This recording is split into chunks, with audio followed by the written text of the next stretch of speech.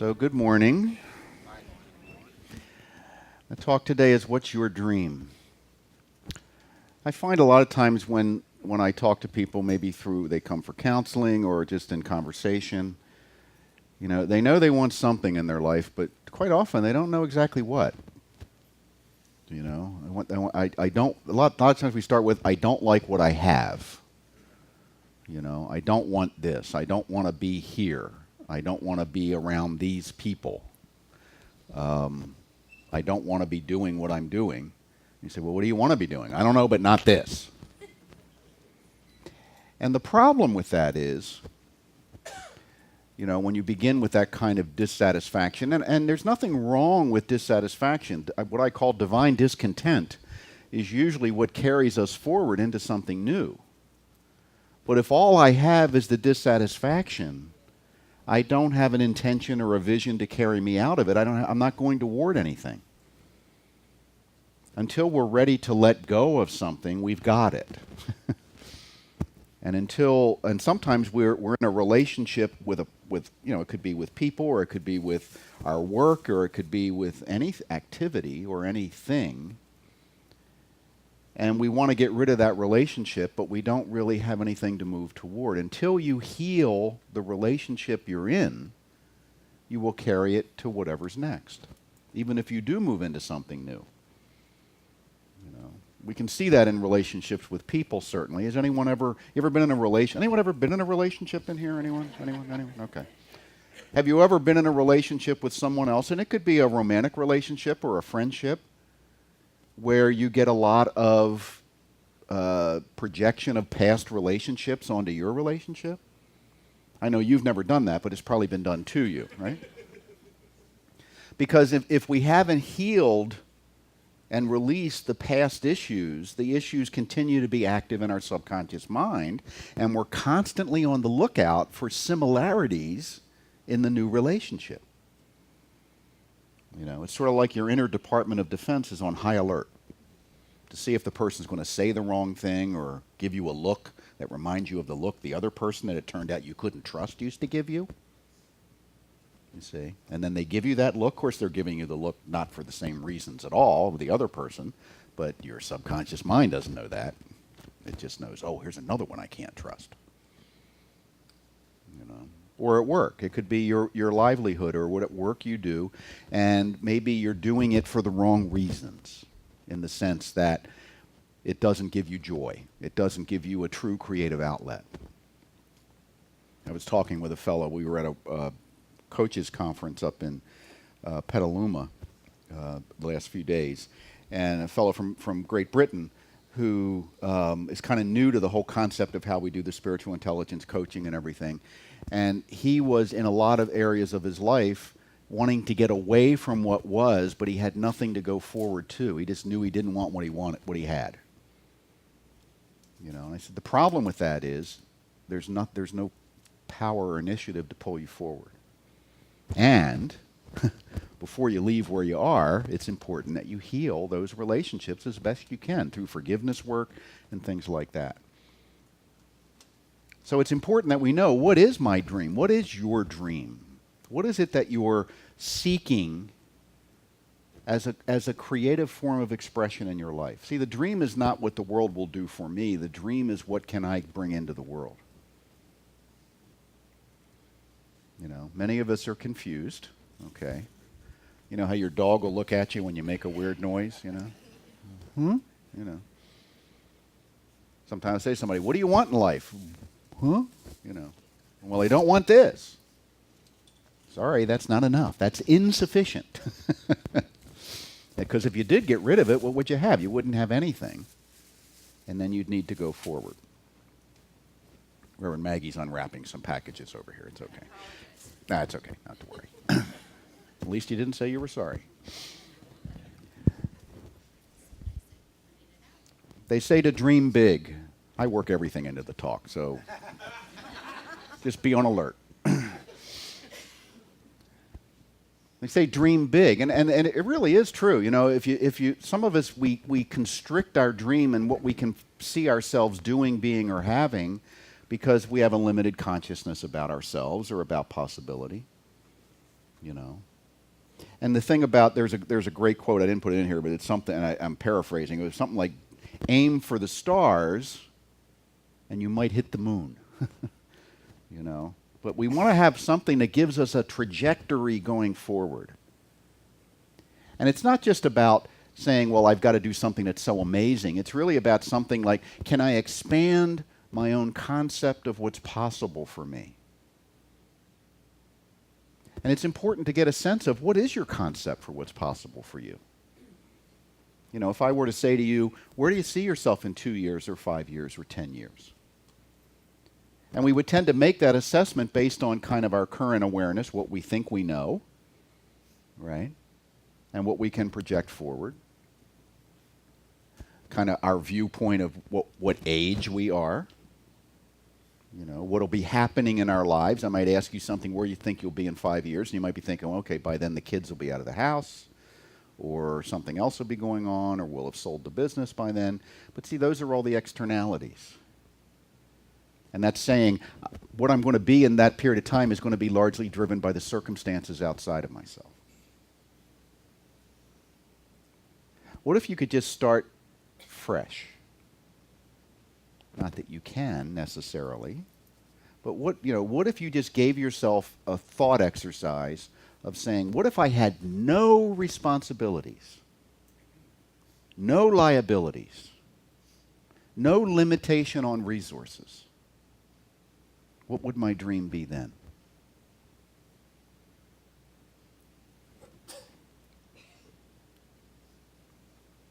Stacy Jean Spear says, people need to be encouraged. People need to be reminded of how wonderful they are. People need to be believed in, told that they are brave and smart and capable of accomplishing all the dreams they dream and more. Remind each other of this. Do you find yourself doing that for other people? You know? Sometimes we'll help other people along, but won't help ourselves. We'll encourage others, but won't encourage ourselves. Or if someone else does encourage us, we'll say, oh, well, no, not me. You may not say it out loud, but you may say it inside. What's possible for you? When we decide to encourage others, quite often we also encourage ourselves. Because sometimes it's easier to see the possibilities for other people because we don't know their limitations. Right? We know our own. We're pretty clear on that.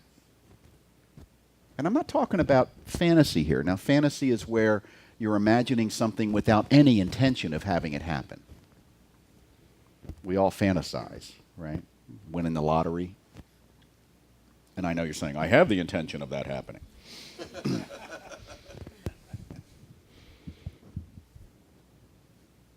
But we fantasize what it would look like if we had all the money in the world, or if we were whatever, you know.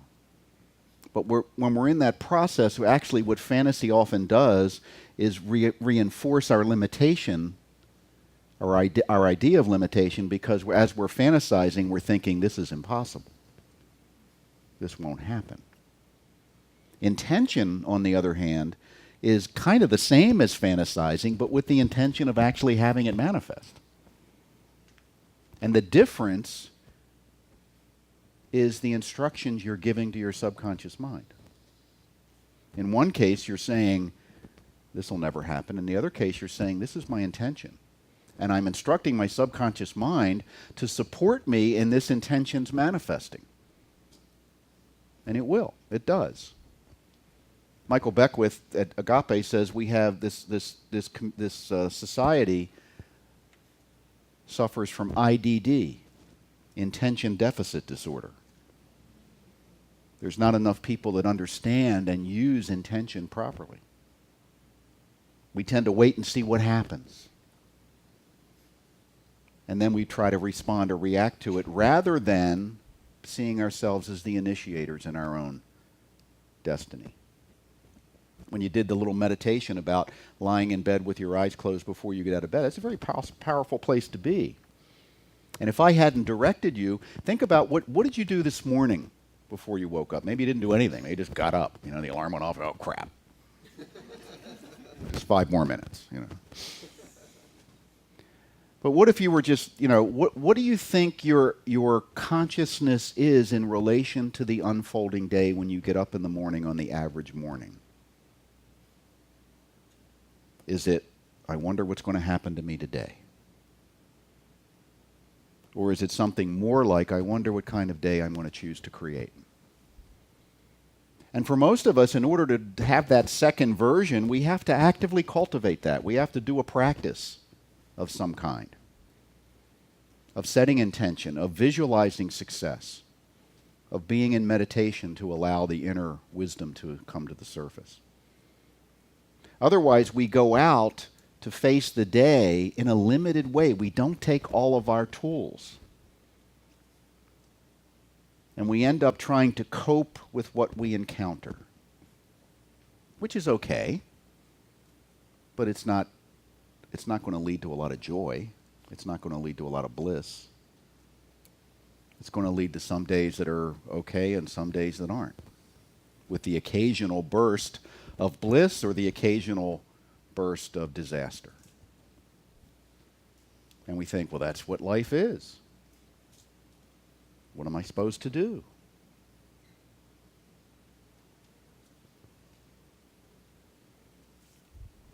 Janis Joplin said, you are what you settle for. Boy, that sucks. Well, the truth is you're not what you settle for, but the truth is you experience what you settle for. How many of you are living a plan A life or a plan B life? Because plan A didn't work, or a plan X life. Or you've given up. Just trying to get through. How many times have we settled for something less than we thought we wanted or deserved or could have or could achieve? And out of that consciousness of settling, part of us kind of gave up. Most of the people we really admire are people that didn't give up. They're people that met all kinds of difficulties, every story, Cinderella, The Wizard of Oz, most of your TV shows, the hero or heroine goes through an incredibly difficult period of time that may last years and years, and they emerge on the other side somehow greater. You don't see heroic stories about people that settled, do you? I was reading in the New Yorker this week about Jean Smart, the girl that was kidnapped and held for 9 months when she was 11 years old. And she's become a public figure now. She's just recently got married. She's in her 20s. And she goes around and talks to groups about not seeing yourself as a victim. And people continually say to her, why didn't you call out? Why didn't you get away? What's the matter with you? And she says, you don't have the right to ask that question. If you haven't been there, shut up.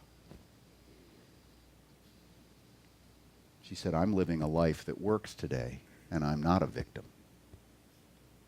You see, but when other people are in the victim mentality, you can't imagine not being a victim, especially when you have a perfect opportunity like getting kidnapped when you're 11. But see, she's a hero because she overcame that. She didn't settle for the labels that others wanted to put on her because it must have been like this or it would have turned out like that.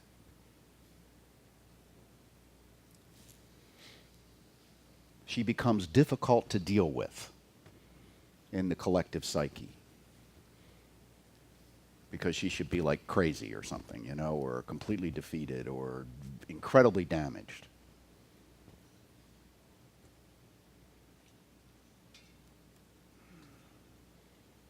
You are what you settle for in the context that becomes your experience. It's not your potential.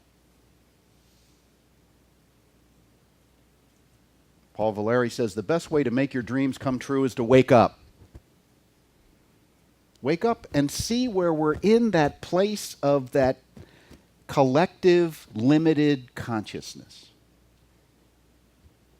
The consciousness of the average person is a limited consciousness. That's not a judgment, it's an observation. Most people struggle in life. Most people fail to realize the gifts that they have to bring. Most people, when they hit an obstacle, they don't go beyond it. Most people.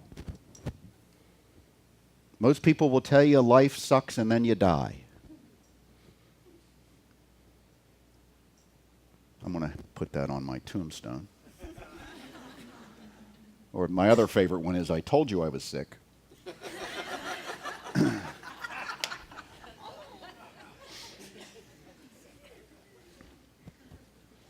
Wake up to what? Wake up to it doesn't have to be this way if it's not magnificent. Doesn't have to be. We don't have to live limited lives. It doesn't mean we all have to be superstars. It means that there is a niche for each of us to find where we get to live our lives expressing who we are and being appreciated for it.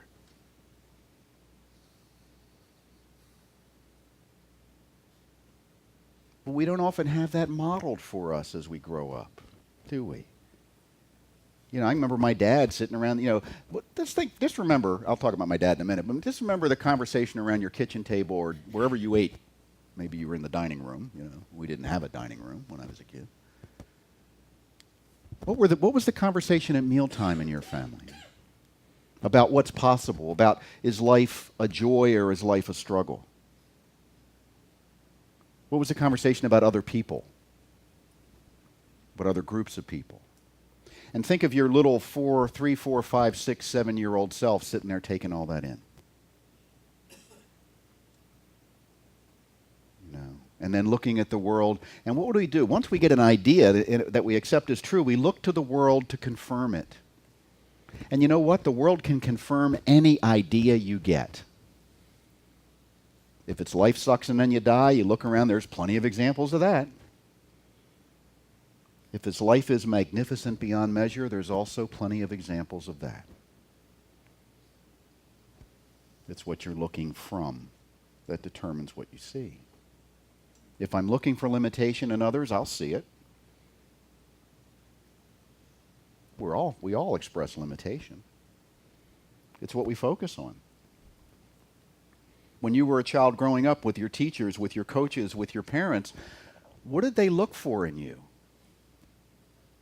What did they notice first? Your gifts or your problems? Or your failures or your limitations, or when you weren't paying attention or whatever it was?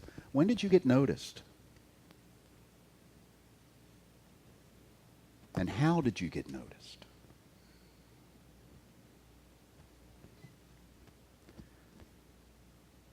Ralph Waldo says, don't be pushed by your problems, be led by your dreams. When you anybody ever had a problem? Anyone? Okay, anyone have one right now?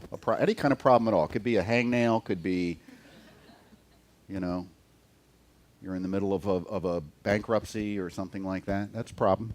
Okay, your biggest problem is your biggest problem, by the way. When you have a problem, you have an illness, you don't feel good, something's wrong, somebody's in your face, there's a problem with the neighbor. How much attention do you give to that problem in terms of thinking about the problem, being a problem? And how much attention and time do you spend thinking about the problem being simply a lesson on the path or simply something to transcend and no big deal? We really get a lot of energy out of our problems. We talk about them. If you don't have any current problems, you can turn on TV and listen to other people talk about their problems. And you think, how come they get on TV? My problems are just as big as theirs. I'd go on Jerry Springer and smack somebody.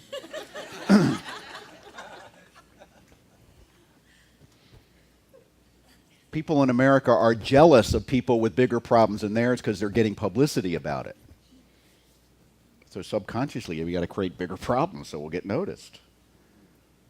But see, it's not all about TV, too. Sometimes when you were a child, you found out the only way to get noticed was to be a problem.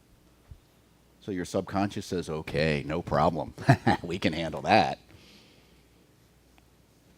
So next thing you know, you're in the principal's office. or the police station, or the maximum correctional facility at San Quentin, or someplace like that. And you're wondering, how'd I get here?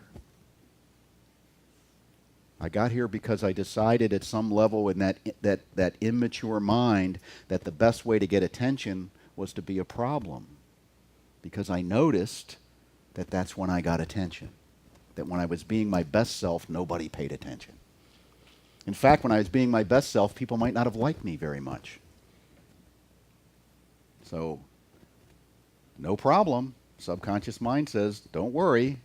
We all want attention. We'll get attention. If I can't get good attention, I'll take bad attention. You ever notice that about kids? You ever notice that about adults?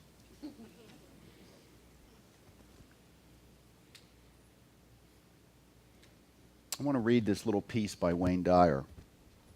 And it has to do with this idea of dreams and how you see yourself. Because the dream can only be as big as your vision of yourself.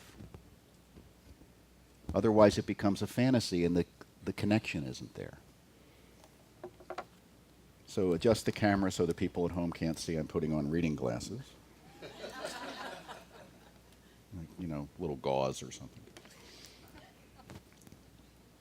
It's called the High Performance No Limit Person. For the most part, the no-limit person operates on inner signals, trusting herself and being willing to take risks.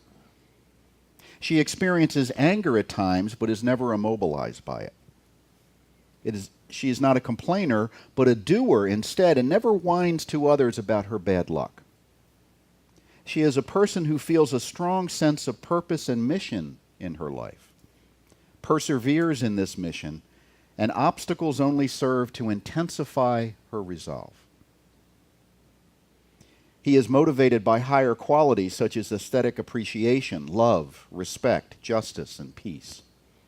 He is concerned with ideas rather than acquisitions, with helping the world to be a better place.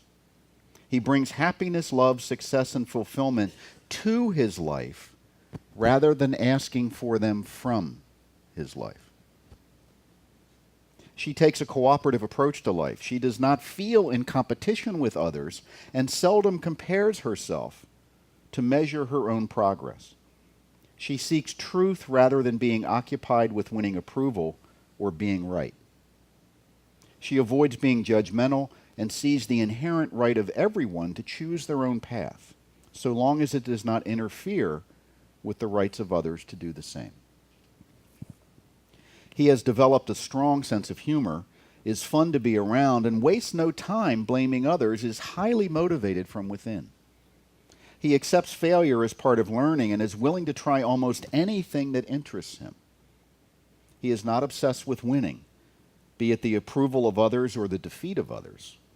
Yet he is usually labeled as a winner by those who categorize people in this way.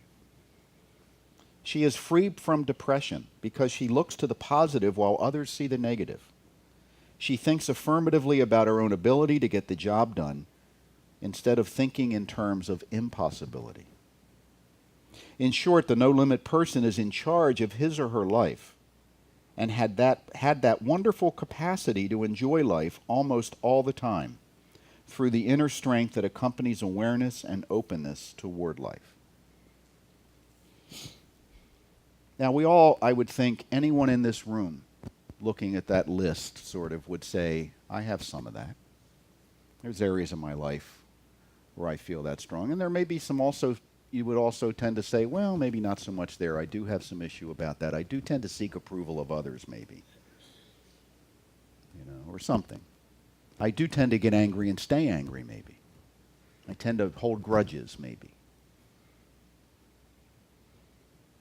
I tend to feel very alone sometimes and that the world really isn't a good place. None of that makes you not a high-performance, no-limits person. But the question is, are these transitory things or do we dwell in them? Loss comes into everyone's life. Difficulty comes into everyone's life. The first noble truth of Buddhism is all life is suffering. Now, they don't mean suffering in terms of, being in excruciating pain. They mean suffering in the sense that there's some disconnect between the way I'd like the world to be and the way it is. And we suffer when that's the case. But the second noble truth is that this suffering can be alleviated by a change in consciousness. That I can recognize that when I hit an obstacle, the obstacle is there to help draw something out of me that heretofore hadn't been drawn forth. And some of the elements of what is your dream have more to do with thinking that I have to frame my dream in terms of my expectations of myself right now. And my expectations of myself right now may be too limited for a big dream. But when I set the intention around a bigger dream, what happens is I open to it. When I was at the police academy down in Miami and we would do training of officers, one of the things we understood in terms of learning design when we're designing the programs that these young men and women would go through in order to teach them to be effective in the world of being a police officer, which is a different world. You have to really reprogram yourself. You have to learn to drive through a neighborhood and notice totally different things than the people that are living there might notice or the people that are just driving through might notice. You have to learn to condition yourself to see what doesn't belong and to use your intuitive knowing to recognize when you should pay attention to that or when you should just let it go, for example. And what we found was the best way to do that was to convince them that they could do that. We didn't teach them how to do it. You really can't. But we would tell them how alert and observant they were. Just because you've been through this class, this course of instruction, you are more observant than the average person, which was somewhat true, but it wasn't really true for them until they said yes to it.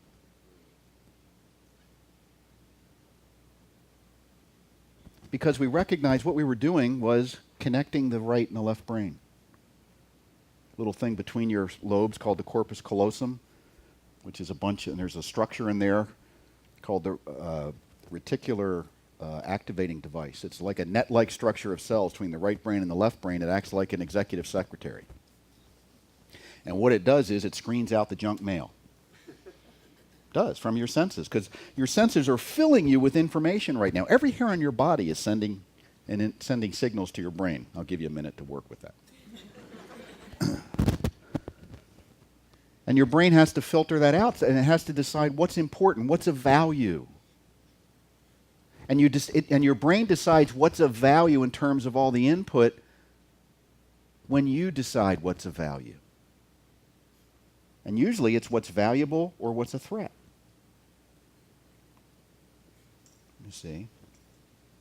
When, you can be in a field of noise and stuff, but a threat comes through, boy, it gets your attention, right?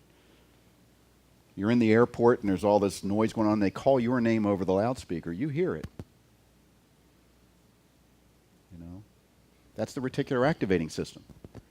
So the thing is, and your brain responds to that and gives you information based on what you've decided in advance is important. Well, make success important. And your brain will seek it out. Set a big goal, and then you open your senses to perceive what will help you attain it.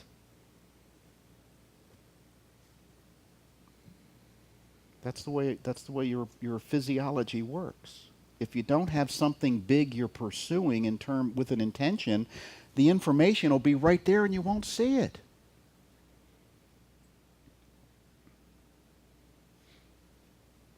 How does this work? I don't know, it just does.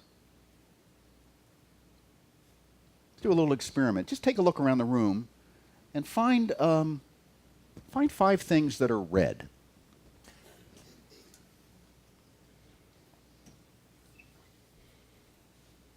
Okay. Gary, stand up. Okay. All right. Everybody got, 4 or 5? Okay. So what, right? What did I do? I just gave you an intention. And out of the field of information, all of a sudden, it jumps out at you. Yas's pants. Most of you can't see that. See, by simply saying, where is the stuff that's red, the corpus callosum says, bing, bing, bing, bing, out of all the different information coming in, here, here, here, here, here. That's the way your brain works. When you're not looking for it, it goes right by. What if you've decided, I'm not very good with financial stuff, so you're reading through the paper and there's a great article on investing, you just skip right by it. But you decide, you know what, I'm really good at investing, I really enjoy it, I really love it, that article will jump right off the page at you. Because what you're looking for, you find. Because you've given your brain the instruction to go out and find it. And it does. What are you looking for? Problems? You looking for difficult people? You looking for evidence that you're limited? You looking for proof that your low self-esteem is justified? You'll find it because it's out there. Everything's there. We used to tell the cops the crooks are mixed in with the other people. They don't wear signs. You got to be able to spot them. You got to be able to to differentiate.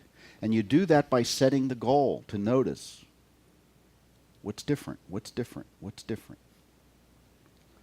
Or you set the goal to say, where's my next success? Where's my next possibility? Where's the people I should connect with? Where's the people I need to kind of stay away from? And the law of attraction, that's really all the law of attraction is tuning your senses into what you want rather than what you don't want. And it's so simple to do. You just say, where's the red stuff? Where's the most interesting person in the room? Where's someone here I can connect with for a business deal or for a friendship or whatever? I am a friend. I'm looking for a friend. Go to work, brain. Rather than, oh God, friends are so hard to find and decent people. Everybody's crazy. All men are pigs. You get a lot of oinkers when that happens, when you think that way, because the brain goes out and finds the pigs. I'm surrounded by jerks. You ever heard anybody say that? Yeah, because that's all you're looking for. And you know what? When you change your attention to you want to be surrounded by superstars, some of them are going to be the same people. You're just going to see different elements of them. You're going to see the best in someone rather than the worst. If you think someone is normal, you don't know them well enough.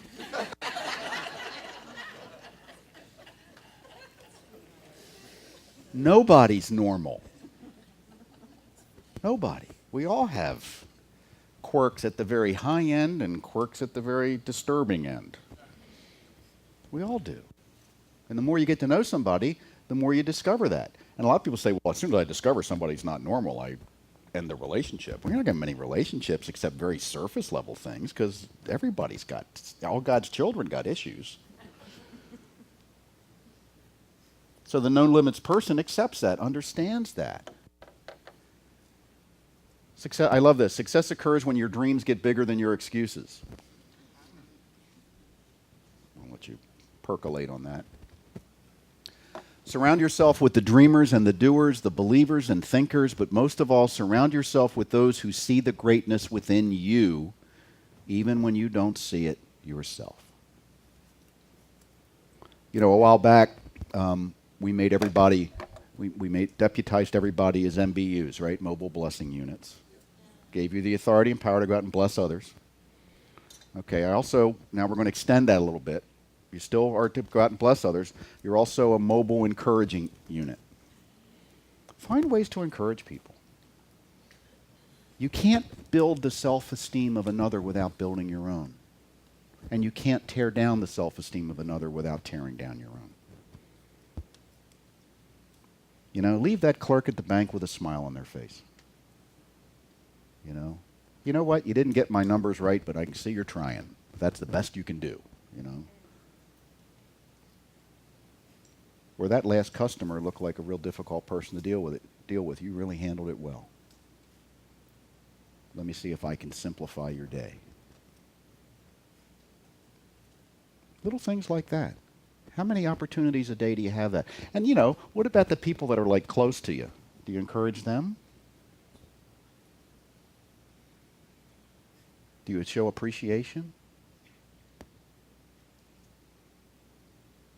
Or you wonder why nobody appreciates you?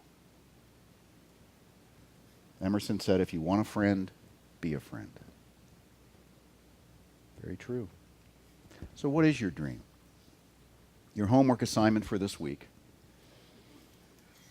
is to figure that out. And as you think about that, and some of you may be very clear on that, but as you think about that, think about what little beliefs or big beliefs you may have around that are keeping you from manifesting it. I'm too something.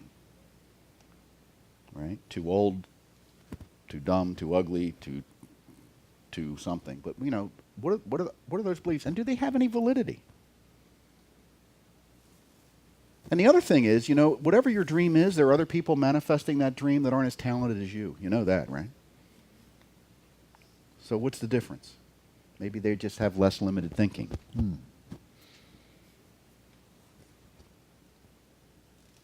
Finally, as Dr. Tom Costa used to say, some of you were waiting for your ship to come in. Well, it's at the dock. It just needs unloading. Thank you, and namaste.